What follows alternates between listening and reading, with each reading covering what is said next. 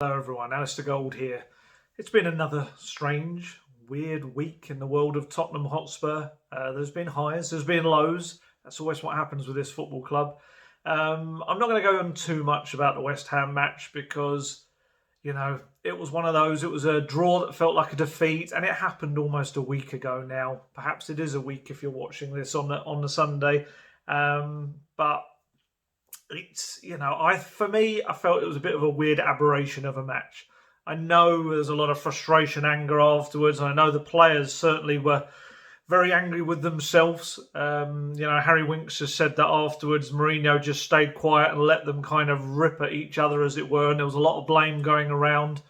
And I don't think that's a bad thing at all. I think sometimes you just need to get that out of the way. But I agree with what Mourinho said. Mourinho said a few days later, he said, look, ultimately we played fantastically for a long period of time, 3-0 up in the match. And he said, if you played that game again in the final, whatever it was, 8 to 10 minutes plus the added time, no, that would not happen in any of those 50 games.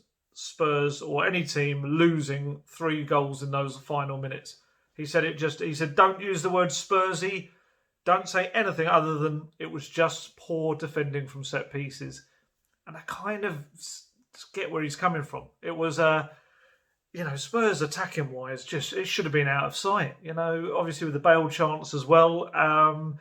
They just switched off with some poor defending. West Ham got a bit more belief. And then, it was a bit of a wonder goal at the end as well. An avoidable wonder goal, but a wonder goal nonetheless from Lanzini. So I think, like I say, it's already time to move on. We've discussed it all week. I'm not going to kind of do it to death in this. There's plenty more we can talk about. But just to say, I think there's enough positives in that match to see what Tottenham can do this season, just to cut out the silly mistakes that came at the end of it. So let's move on. Let's get straight into let's talk about LASK on Thursday night at Linz, however you want to refer to them as the Austrian side. I thought there was a few positives in that. I didn't think I'd actually say the performance against West Ham was much better, which is the way football works. One was 3-0, one was 3-3. But I actually felt the performance in the 3-3 was a better performance. But obviously this was a much changed Tottenham Hotspur. 8 changes Mourinho made. And you could tell that it was a little bit disjointed and fragmented. But despite that, such are Tottenham's attacking options right now, they still were able to score goals. Let's not beat around the bush. Let's start off with probably the main talking point for the match for me was Carlos Vinicius. Because we finally got to see Tottenham do what every other team in the world pretty much does. Be able to rest their main striker and give another guy a chance. Just Tottenham, let's put it this way. Here's a little stat for you. So Harry Kane was an unused sub, remained on the bench. He looked a little bit lost, didn't know what to do with himself. That's the first time that Harry Kane, a fully fit Harry Kane, has remained on the bench unused in a football match for Tottenham Hotspur since the 6-1 victory in the FA Cup against Rochdale in, I think that was early 2018. So you're looking at over 2.5 years since a Spurs manager could confidently get to the end of a 90 minutes and decide we don't even have to use Harry Kane tonight. And I think that speaks volumes about the impact Carlos Vinicius made. He wasn't perfect, not by a long way, but I think there was enough things to see in his performance that you can kind of think he develops, he adapts. There's a very good player there and one that can really do the job. And as we'll come to, as Mourinho said, alongside Kane as well. So on the day, 2 assists. He actually missed. He could have opened the scoring on his debut. He flashed a unmarked header wide. But then only a couple of minutes later, Ben Davies came out from the back, hit a lovely ball over the top. Vinicius took it really nicely into his path, turned, played an instinctive ball into the penalty box for Lucas Moura to score. So that's great. Great for his confidence as well. And also good for Lucas Moura, who hasn't, end product-wise, has kind of a little bit gone back to where he was before. So that was great. And then I felt fitness-wise, he did well. He didn't look absolutely shattered towards the end. And obviously late on, Matt Doherty puts the ball into the box. Another very nice ball. Vinicius cushioned headed down into the path of Son to score Spurs' third goal. And yeah, there were enough glimpses just of his ability to not just... I think the last goal showed that he can be a target man and he can nod the ball down for people. But I thought his work for the first goal showed that he, as we knew before, is comfortable going out wide into the channels and working there and operating there, which means that he'll be able to play with Harry Kane. So we know about the Son-Kane partnership as being phenomenal, but it does kind of show that you could probably, if Son needed a rest or had a little injury or something, you could play Vinicius out on that left-hand side and that would work as well, or even have him as a two up top, which Mourinho doesn't do too much, but you could see how it would work. I was watching Mourinho quite closely because while it's not the same at all, not having fans in the stadium, one thing is we do get, as journalists, is we get to listen to the players, we get to see how the managers react and what they say. And what I would say with Vinicius, he was very much... A lot of it was trying to coach him through the game, talk to him about various things, and quite mixed reactions from Mourinho at times to what he was doing. And that kind of came across. I think some Spurs fans were a bit shocked. I had one person on Twitter ask me, why didn't he really praise him after the game? Why was it so kind of mixed? And the truth is, I think because the performance was quite mixed. It was a very decent debut, don't get me wrong. You couldn't ask for much more other than a goal from him. But in terms of what he did, he was out of the game in little spells. There were some touches that weren't great, and sometimes he wasn't quite pressing how Mourinho wanted him to press as well. And that's the key. Mourinho said afterwards, it was a good performance, but he can be better.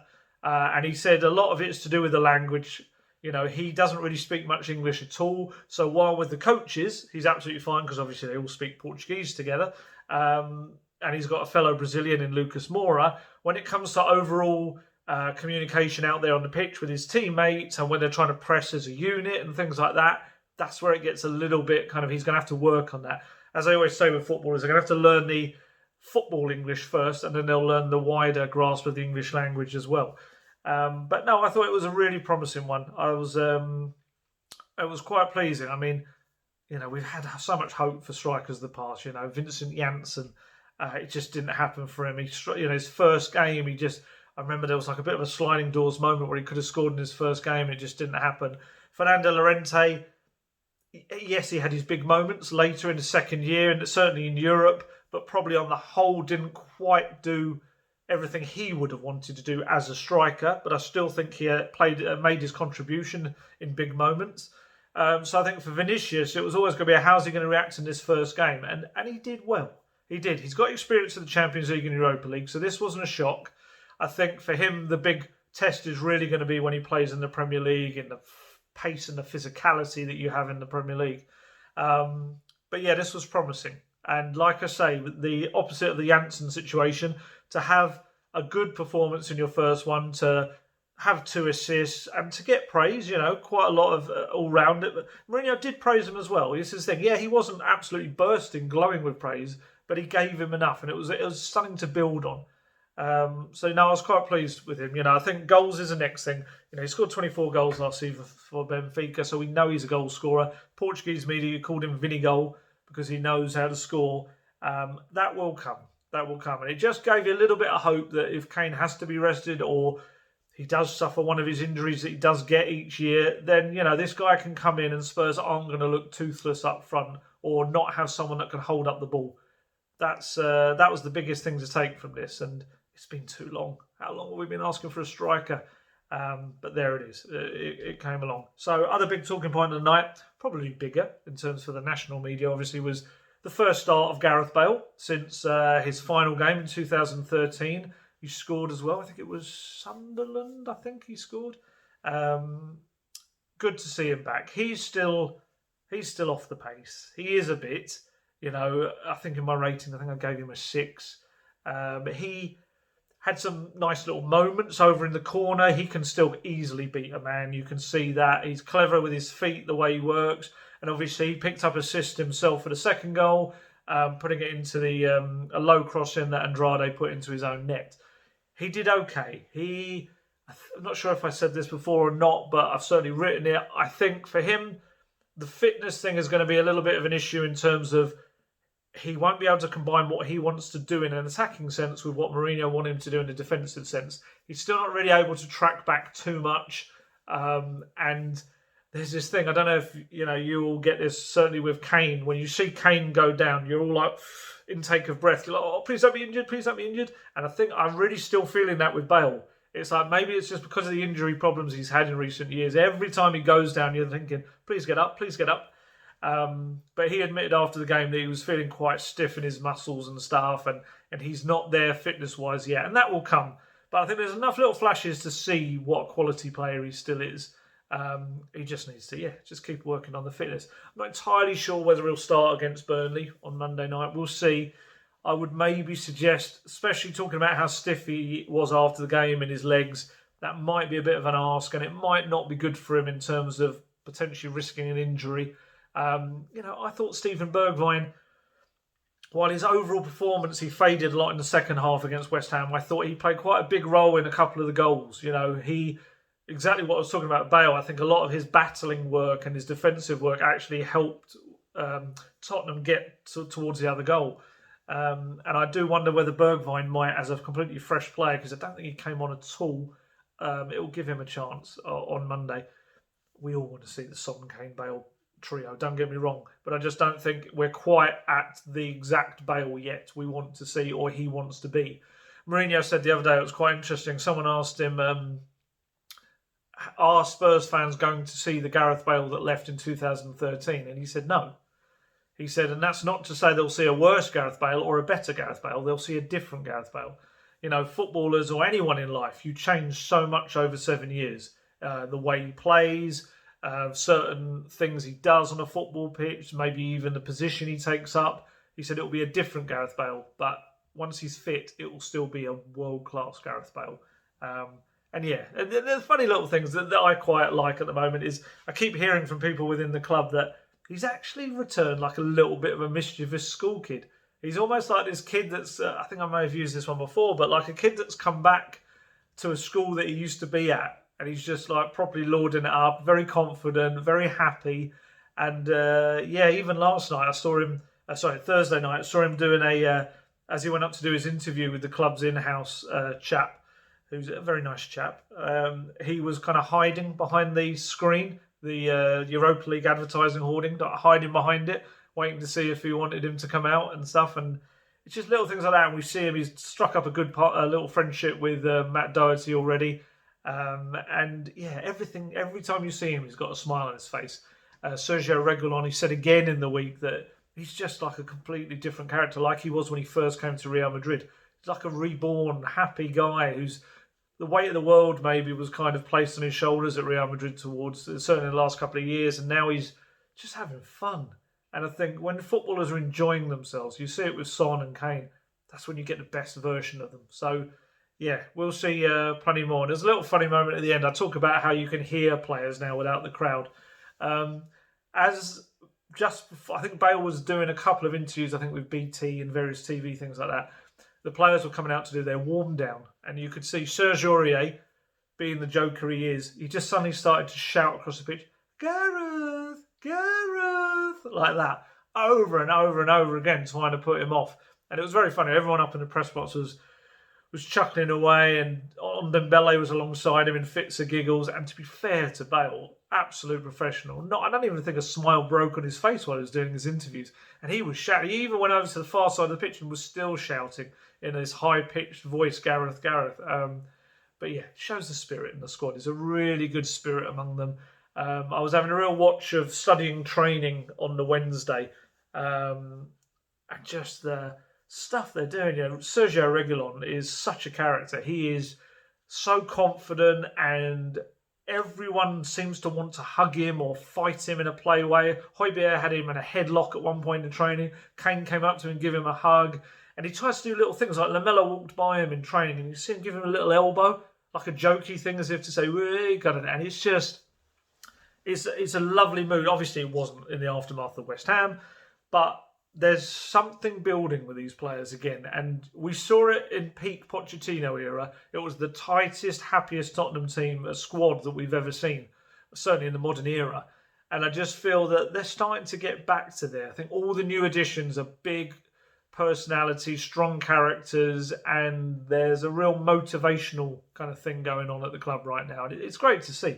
And this is when Mourinho is at his peak for me in terms of creating this us against everyone else mentality. And they seem like a really tight-knit group again, which that's the key, isn't it? Once you do that, that's kind of half the battle.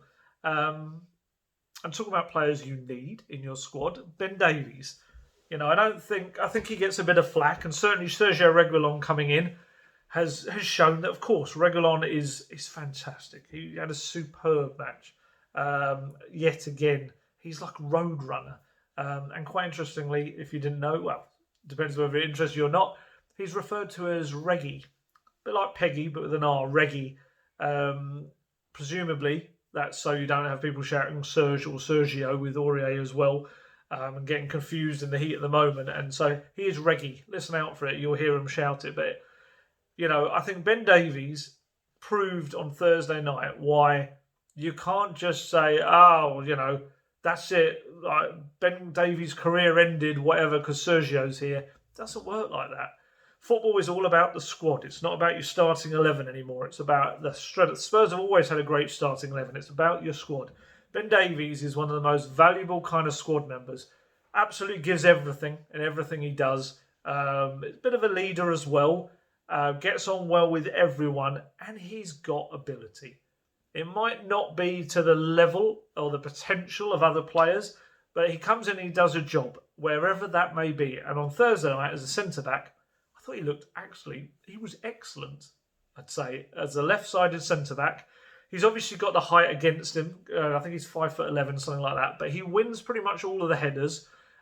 He's an experienced head. And, it's LASK. So, no offence, but, they're the fourth best team in Austria. They were last season after a bit of a fall away towards the end in Austria. And they didn't... Well, they were marshalled well, I think is probably the best way to say it. Other than one big chance or shot from distance, they were marshalled well. But I think a lot of that came because the partnership between Davies and Sanchez was quite a strong one. It has proper balance. Sanchez can go over to the right. He doesn't have to play slightly uncomfortably on the left. And I thought Davies played very, very well. As I said, had a hand in the first goal.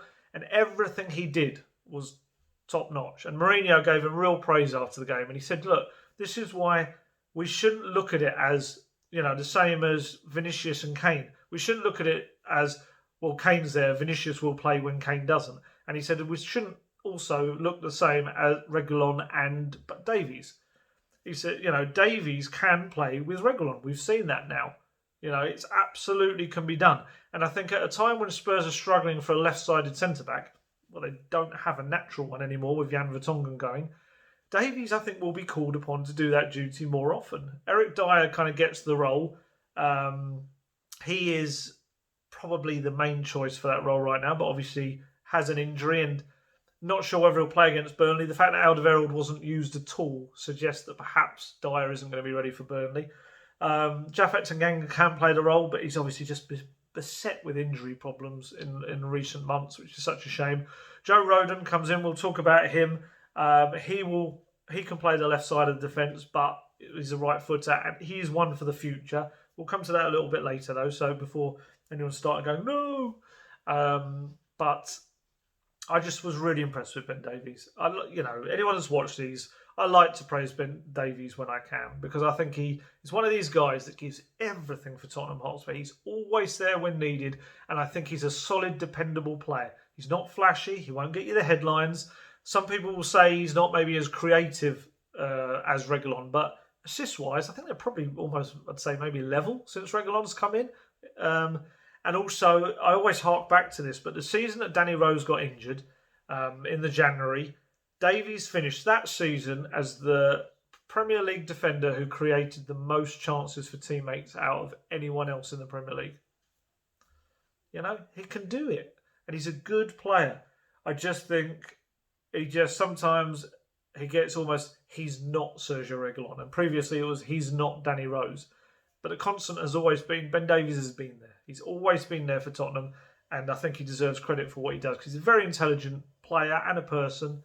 And I love to see stuff like Thursday when he comes out and shines and getting, we can praise him and get his name out there as well. Talking of praise, my man of the match, who I thought was sensational, was Pierre-Emile Hojbjerg. I think if anyone thought, I saw some people were slightly disappointed when Spurs got him in the summer. I'd be bewildered if any of them still are. He is the absolute missing piece of the puzzle for me for Tottenham. He started off, and he can also do it. He does it in sometimes games of pressing quite high. But for me, when he sits in that kind of midfield general role in front of the back four, just patrolling, he is brilliant. And he was full Terry Butcher, Paul Ince style on Thursday night because he got a cut above his eye, had to have the whole head bandage thing round him. And then he did this, if you haven't seen it already, very cool double pirouette where he took the ball, turned one player, and then the other one came and did it again, all a bit on the edge of his penalty area. But just the biggest thing about him is such a leader. You can hear him on the pitch, and like I say, without the crowd, you can hear him constantly telling people where to go, praising them. He's always there to put an arm around people, just kind of G'ing them up. I asked Mourinho about him after the game. I just said, has he kind of become that leader in the middle of the park that maybe you just needed? And he just said he's a fantastic player, fantastic leader. He admitted they'd had a bit of a chuckle at half-time after those double pirouettes because he said, we were calling him Zidane and was like, that's all very well. Don't do that again, though. That's not what you do, kind of thing. But I do think he's actually got quite a wide skill set. I do think, obviously he used to be more of an attacking player, but I feel he's just been phenomenal for Tottenham. And we're almost at the stage where I'm a little bit worried what happens if he comes out of the team because he's become such a presence in there and so important to the way they play with his energy. He's got great stamina as well and fitness levels. And he's a big dominating presence in there as well. I think with Winks and Sissoko, they're also players that maybe have drifted around in certain positions and haven't quite found their exact role. I feel like Hojbjerg's found his. Mourinho called him a captain without the armband and such a big influence on the team. And I thought he was terrific. I think if he can stay fit and Tottenham can get him out there in almost every match they really need him for, he'll have a massive say on how Tottenham do this season. Terrific player.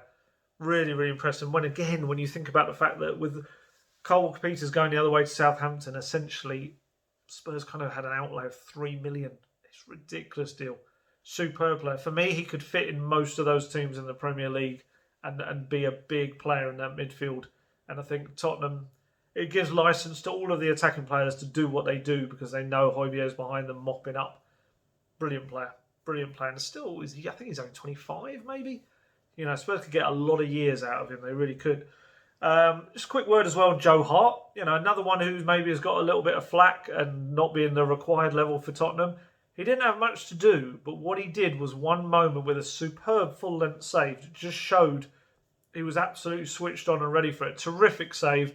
And as I've said before, he does not shut up. I've got to admit, it actually becomes quite annoying in the press box because he does not stop. When you're trying to concentrate on writing something or whatever, he is constantly shouting, telling everyone where to go. Like little weird kind of almost motivational speeches from the back. He shouts, he's behind you. We're all thinking we're in a pantomime. We're all starting to look round. But again, he's been brought in for a very specific task, and that is to be a leader and a strong character in that dressing room and out on the pitch as well. And he's ticking the boxes so far. And we couldn't not talk about Son Heung-min. Essentially a background character in this match. Still came on and scored yet another goal. But I think we just have to talk about him purely because we kind of got we knew it was in the works anyway, but we kind of essentially got the confirmation from Mourinho after the match that Spurs and Son are looking to agree a new long-term deal together. He said Son loves it at Tottenham. He said you see him. He's just so happy all the time. And he said, and everyone behind the scenes at Spurs adores him and they want to tie him down to a long contract. And he said he feels it will happen sooner rather than later. And that's brilliant news. He is. The other thing he was asked was whether he was world class. And Mourinho said, well, that's down to you, as in the media. He said he's just doing what he's been doing every year. I'd maybe argue I think he's at an even higher level now. But yeah, I think he is world class. My thing, if anyone used to watch my stuff or read my things that I wrote, I always said the one thing for me with Son was instinctively he'd score a goal. If you gave him a little time to think about it, he could potentially miss it. He would sometimes run through and not put the ball in the net. I think he's fixed that.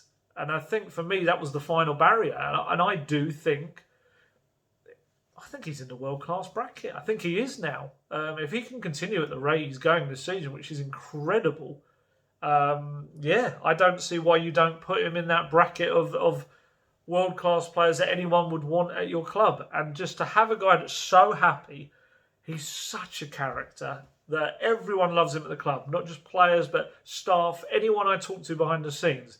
You will never have a bad word ever said about Son Heung-min. He is a lovely guy. I've been fortunate enough to interview him a few times. He's great fun. His English has just got better and better and better with every passing year as well. The new guys, even he said the other day that he's been trying to help Carlos Vinicius. He said he doesn't really understand me, but we still try and have a bit of fun and stuff. All the new guys love him. Hojbjerg's taken to him straight away as well. He's just someone you want around your football club, and most importantly on the pitch. Brilliant player. And I just love the fact that he's now kind of getting the recognition I think he deserves. I think he's one of those where everyone said, he's a very good Premier League player. But I think he now really deserves to be in that top bracket across the world. We know there's a gap, you could say, between the likes of Messi, Ronaldo and all that. But I think if you're looking at that kind of section that the likes of Kane get in there, I think Son deserves to be in there as well. I think he really does. He just got to keep doing what he's doing because he's superb. I mean, very touching, very lightly on other players. Dele Alli came on. He was okay. Had a chance to score. Vinicius put him through for what really should have been a goal, probably.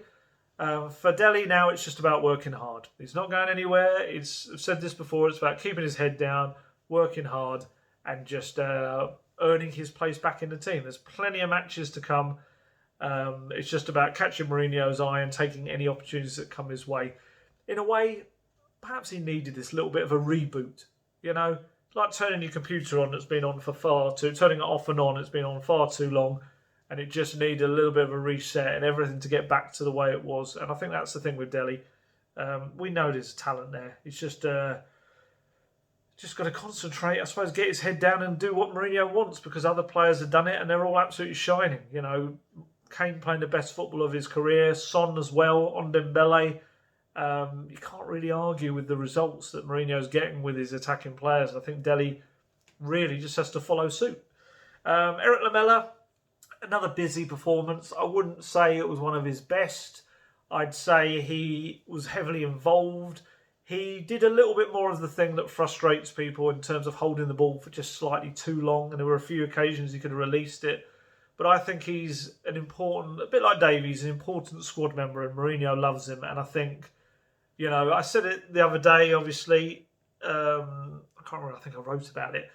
You do wonder, this is no slight on Lucas, it's just talking about different players. You do wonder, in those final 10 minutes against West Ham or whatever, if you brought on Lamela instead of Lucas, say, I don't think Spurs would have lost it, because I think because of his attitude, his work rate, and just being a little bit of a git sometimes, Even with Bale, there was one, I remember Bale, someone started to get away from Bale and was getting up the pitch, and Bale had a great opportunity just to bring him down and take the yellow card, and he didn't do it.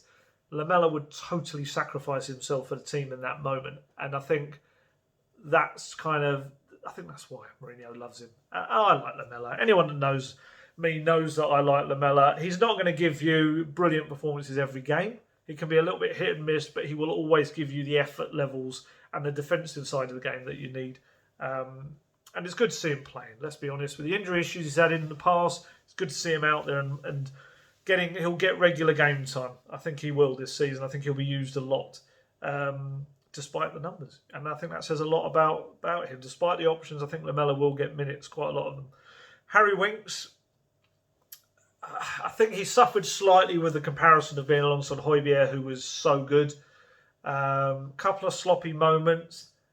I still think we need to get back to the Harry Winks that we saw a few years back. playing in matches against Real Madrid and Borussia Dortmund and absolutely, I remember a game against Liverpool he was superb in as well. Just needs to kind of just work out where his game needs to go now. He's a very good player. He doesn't deserve the flack he gets. He's only 24, one of their own with Tottenham as well. He just needs to define his role exactly and what it means alongside Hojbjerg, and perhaps model himself in being another Hojbjerg. Maybe that's the way to go for him. But we'll see. I didn't think he was awful. He got a bit of flack from some people. Perhaps because of what happened against West Ham, he should have cleared it instead of the little touch he took. And then he was pretty much fouled while he tried to block Lanzini. And I think maybe a lot of people took that into the next game. I don't think he was terrible. He just, like I say, just didn't really shine alongside Hojbjerg because he was so good, the Dane. And then we got to see Lo Celso come on late on. Some nice little touches for him, about getting match fitness for him. But I do wonder, we'll come to him a little bit later, whether he gets in ahead of Ndombele right now. I think it's an either-or with those two at the moment. And I think Ndombele is holding the shirt. And the fact that Mourinho didn't even feel he needed to bring him on, I thought was quite, in a weird way, it might seem like a snub to some, but it actually wasn't. It's kind of saying to Ndombele, I don't need you, mate. I'm going to rest you for Burnley. You are now one of the key guys, like Kane, like Alderweireld. You're going to not even have to come on and play any minutes. You just keep working on your fitness, rest up, and we'll get you in that team on Monday. And I think that's a big compliment to Ndombele and the way he's worked as well.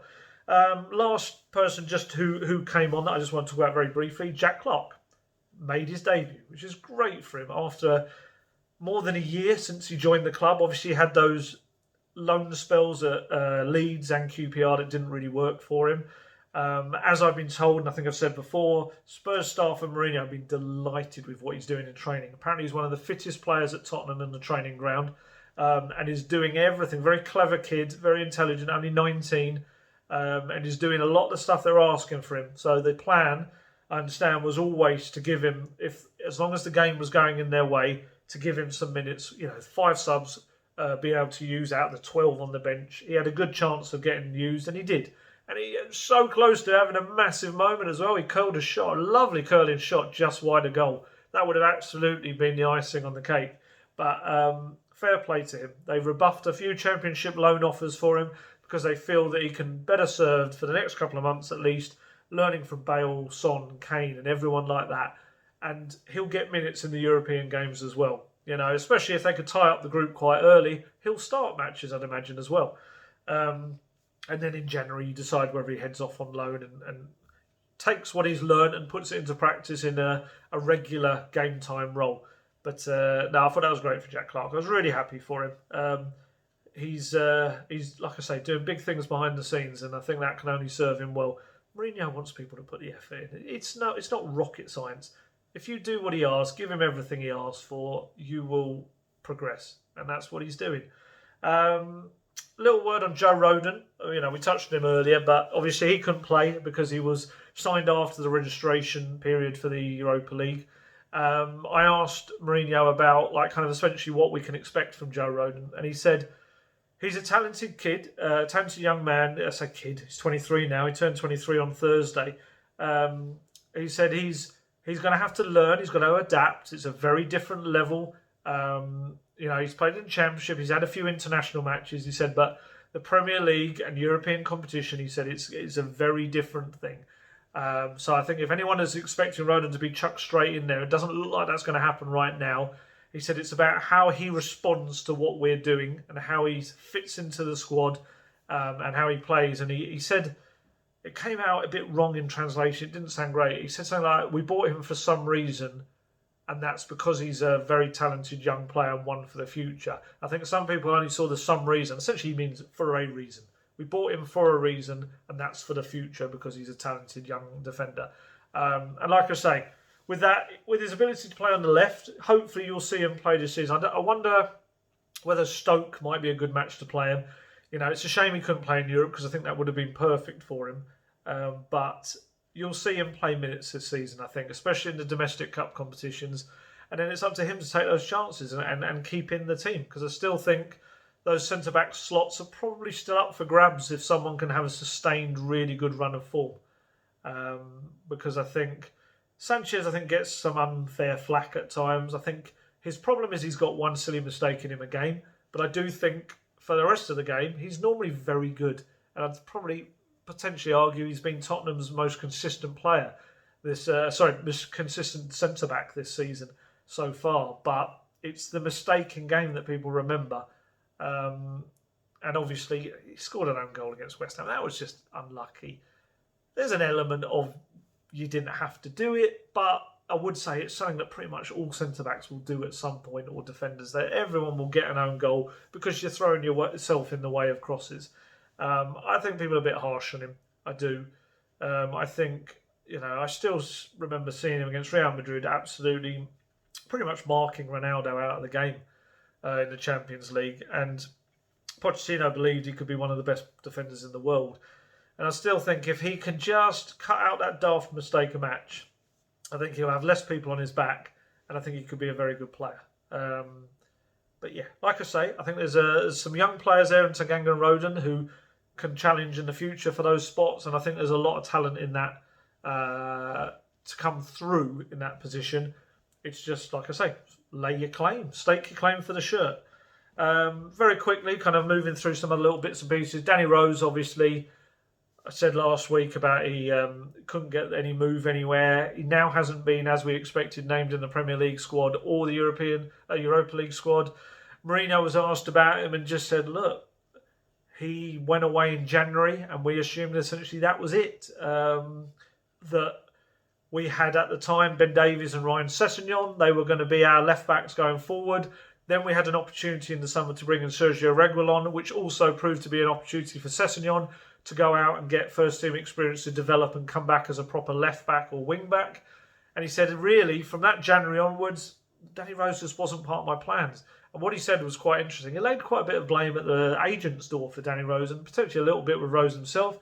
He said it was up to the agent to go out and find him a club, his next club, and that didn't happen. And like I said previously, this is my opinion, not Mourinho's, I do think we're probably going to get to a situation where they're going to have to make a call of whether just to cancel his contract, come to some kind of mutual agreement like West Ham did with Wilshere, or you bite the bullet, wait till January, try again to get him off the wage bill. But it's a sad, I've said it before, it's a sad situation for a guy that's been at the club for, around 13 years, something like that. Has done a hell of a lot for the club, but just kind of now it's almost like hanging around like a bad smell, which is so sad for someone that's contributed so much. But he's not wanted.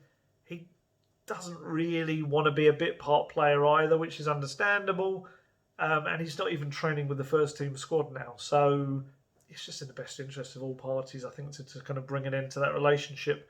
Just a little shout out as well for Juan Foyth. In case you missed it, had a cracking night for Villarreal in the Europa League. Scored a goal, set up a goal, did a little celebration afterwards of the ball up the shirt because I think his wife is having a baby as well.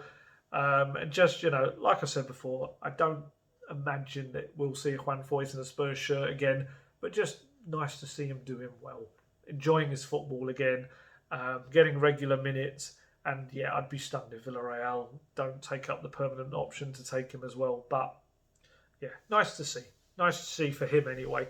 A little very brief thing on transfers, because Mourinho, when talking about whether he was happy with the squad, he's delighted with the Spurs squad he got. He also spoke about the fact that next summer he wants to make a few little extra touches to the squad. Because he said, you look at someone at Jurgen Klopp, where every summer, he said, I'm not comparing Spurs to Liverpool, but if you look at what he's done, every summer he's just made these little tweaks and changes and made it better and better and better until they were a team that were winning the Champions League and the Premier League. And he said, that's what I want to do really with Spurs. I mean, there's two things you can take from what he said. One was that he doesn't see himself as going anywhere anytime soon, which is good. And secondly, very much talking about the summer transfer window, which kind of indicates that unless there's a desperate need because of an injury or something, that he may not move in the January window. I think they'll probably look at that centre-back position and see whether, like I said, those options have proved to be enough. But he did sound like this is kind of going to be his squad for this season. So let's see what happens there. I think there'll be a few outgoings in January anyway. Just one little thing before I forget it.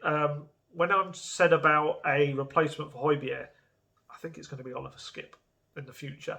Oliver Skipp's smashing it at Norwich. They're so happy with him. The fans and the staff absolutely really taken to him. His performance has been superb. And I think I get an inkling that Mourinho is going to groom him to be the essentially other Hojbjerg when he comes back. He's already said he sees him as a future captain, and I think that role would suit him very well. Which, as I said before, leads Harry Winks is going to kind of find his role. Otherwise, I do wonder whether next season it might become a little bit more difficult for him.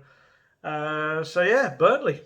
We turn to Burnley on Monday night. Tough game. Mourinho said, doesn't matter that they've only got 1 point so far in the Premier League. Burnley will be Burnley. They won't be near the relegation spots come the end of the season, and they will be able to give anyone a tough game.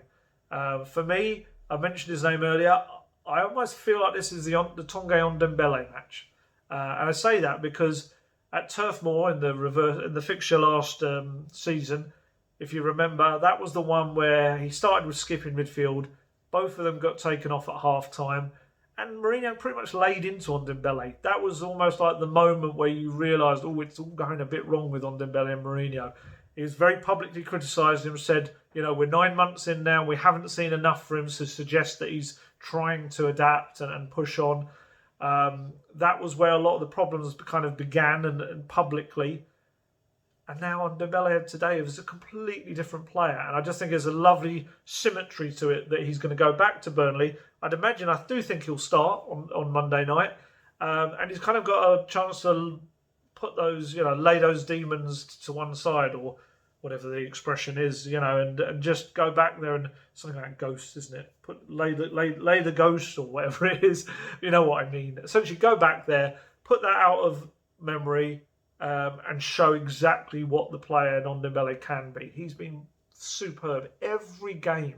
Not even one performance. I'd say every game he's contributed in a really positive way to Tottenham.